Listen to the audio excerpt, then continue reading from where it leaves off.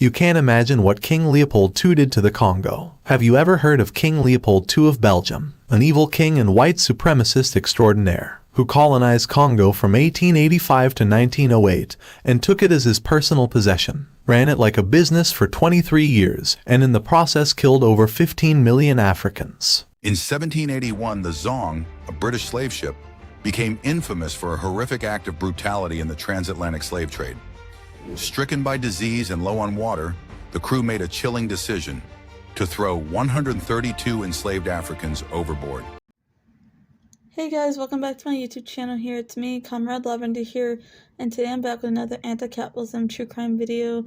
Today I want to talk about the pure evil files of the true crime case of the Zong slave ship and the Belgian rubber Colonial Capitalism Atrocities. But before we get started, all my YouTube videos related to this topic will be on the screen right now if you'd like to check them out. So let's get started into these YouTube video topic. The story of the Zong slave ship, a mass murder hate crime masquerading as an insurance claim. This is a capitalism atrocity. The Zong had been a Dutch vessel, the Zorgue, seized by the British in 1781 off the coast of West Africa, along with 244 Africans on board. It was then bought by the captain of a Liverpool slave ship on behalf of the Liverpool owners, with a new makeshift crew. Captainized by Luke Collingwood, the Zong traded at Cape Coast and Accra, accumulating a final total of 442 enslaved Africans. The ship and its human cargo, now insured with underwriters in England for £8,000, the ship sighted Tobago on 18th/19th of November and sailed on. They mistakenly Jamaica for the French colony of St Domingue, later Haiti, and overshot Jamaica. Between the 29th November and December 1st, 3 groups totaling 132 people were thrown overboard to their death from the Zong ship. The ship arrived back in Black River, Jamaica on December 22nd. Captain Luke Collingwood died shortly afterwards from a disease, and the surviving 200 African captives were advertised for sale. The ship's long and formal record of everything that has happened on the ship had mysteriously disappeared, and like other cargoes, the Africans on the Zong were insured by the ship's owners. Each had a price on their head. It was also accepted convention of English maritime insurance that under certain conditions compensation will be paid for dead Africans.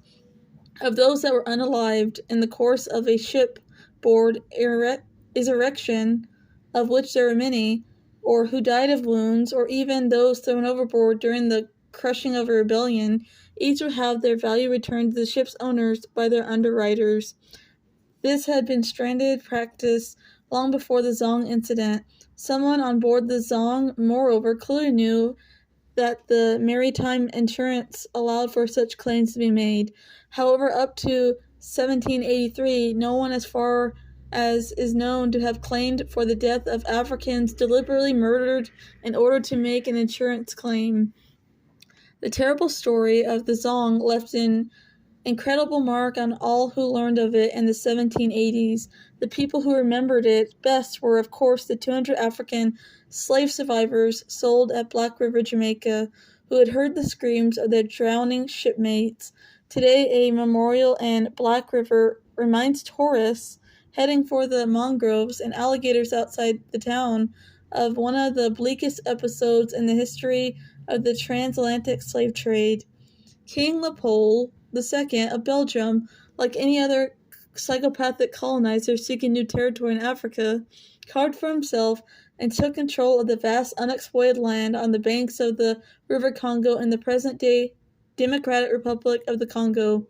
He set out to carry out a looting campaign and plunder all the resources and loot and severely brutalize and genocide the African colonies' African people. It is estimated that during his reign, that 10 to 15 million people were murdered and unalived as a result of actions or inactions of King Leopold. The people of the Congo were bought like any other merchandise and owned by the king, making the entire Congolese population slaves to King Leopold.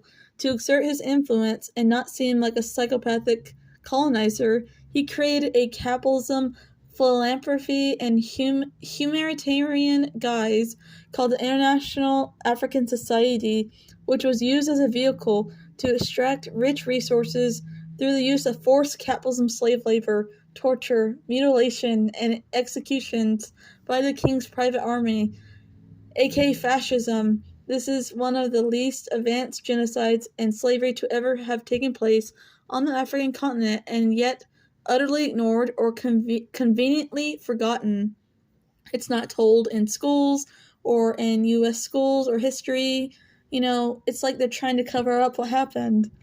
On the orders of King Leopold, thousands of colonies were either hung, that had their feet or hands amputated for failure to meet their daily rubber quota or ratio. King Leopold took over about 905,000 square miles of African rainforest with vast mineral resources for his own personal use.